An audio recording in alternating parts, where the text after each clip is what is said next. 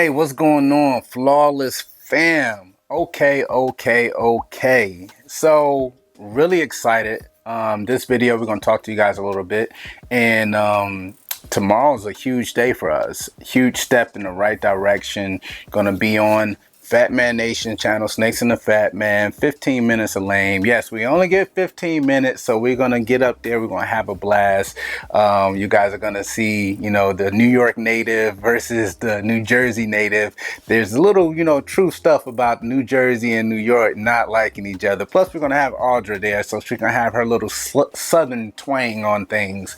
But it's super excited to, we're super excited to be on the show tomorrow. That being said, I was watching actually a bunch of his videos leading up to it, and some of his content he puts out. A lot of people don't understand some of the comedy that's associated with it, and sometimes people aren't for certain people. We get that. It's like we constantly put out there, we try our best to put our best foot forward every single time, but at the same time, no matter what you do, I mean, 100% of the people are not going to be drawn to you. 100% of the people are not going to like you, no matter what. Same thing applies when you put knowledge out into the industry. So we want to talk a little bit. Hopefully I can abbreviate a lot of the conversation so I can be clear and concise to you guys, clear and direct. You have so many different platforms to choose to watch, just like Chris Eaton said. But from our perspective, what's going on, you have so many different clashing. It's like liking a gene and not liking another gene.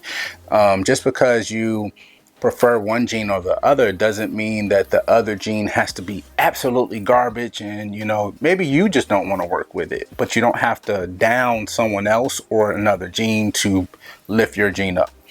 That can be applied across the board, and I'm hoping that our channel is providing that or displaying that for you guys, because that's what we're trying to literally put out there. We're aspiring to be full-time breeders. Are we in the black? Heck no. But are we on our way? Absolutely. But our goals are going to be different than everyone else's goals.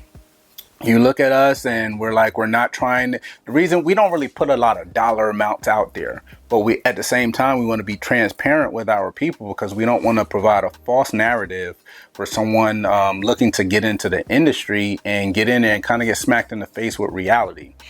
And our reality is, we're well north of $500,000 invested into this business. Are we making revenue? Yes, we're making revenue. Have we made our money back? No, we have not. It's been in our business plan to hopefully work on that for a 10-year fold,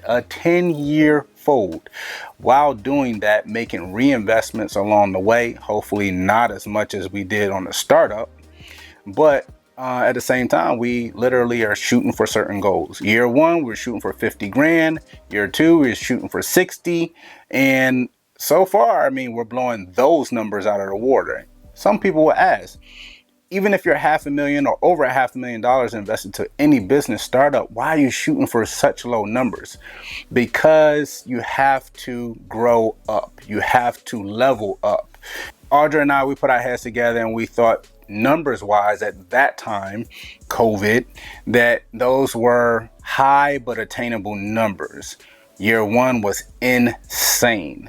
And year one was pretty much around the same time of the downfall of the market, but it was more so a market adjustment. So we talk about those things because year one concluded with 77 grand in revenue.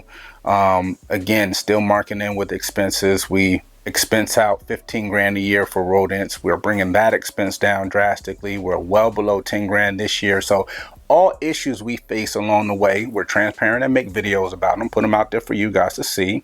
But at the same time, we're kind of knocking away at some of that.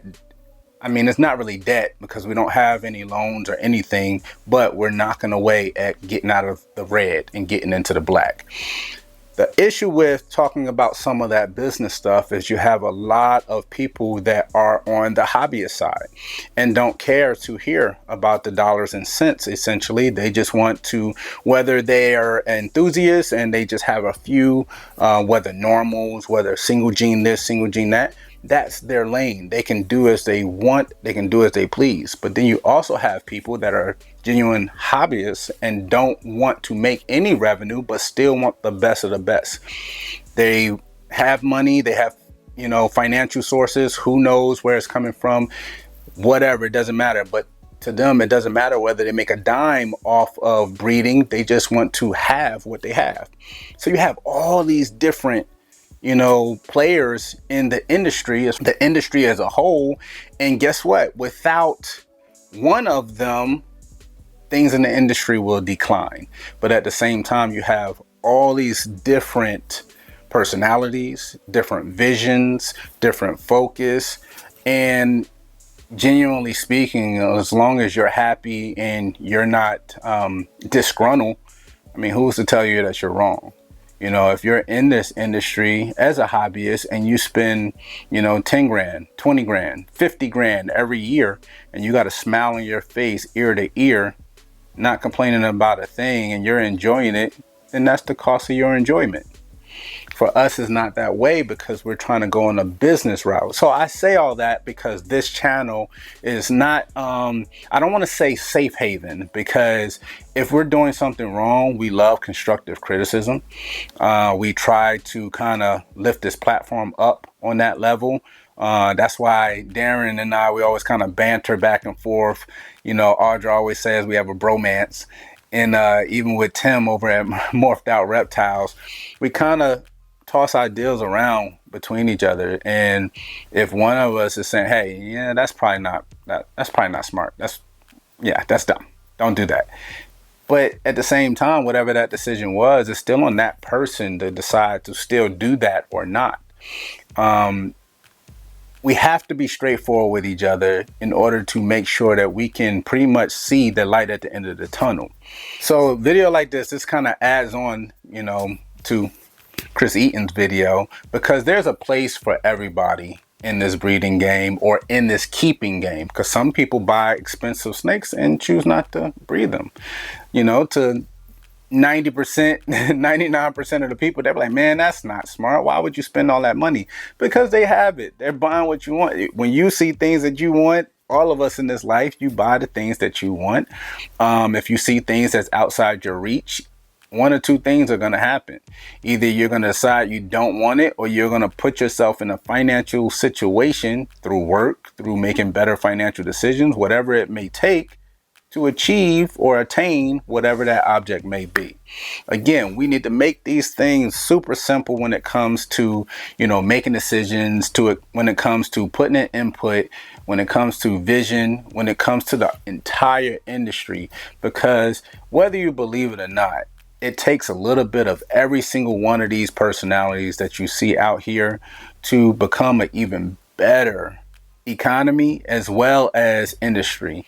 As you guys can see from our podcast that we put out pretty much alive every 2 weeks, like clockwork, it's almost been 2 years.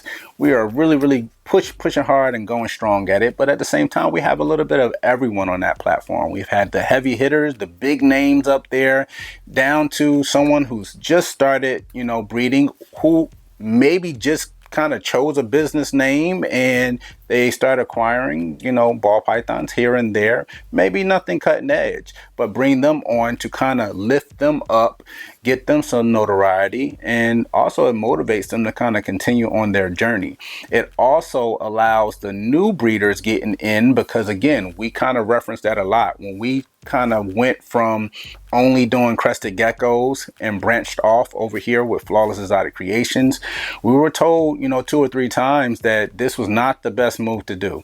We were told that it was a lot of toxicity here, a lot of negativity, and that we wouldn't make it. And we're not here to say that we've made it, because we're not done yet. We literally are going to be, we're planning on being here for the next 20 years. This is literally a lifetime decision that we've made getting into this.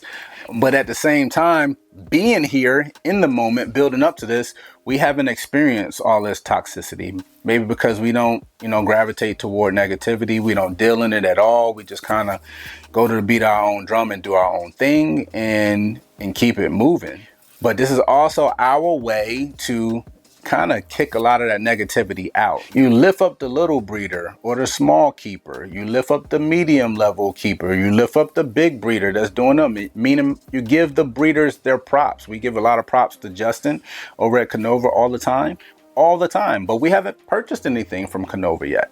But we give it up to Ozzy. We purchased from Ozzy.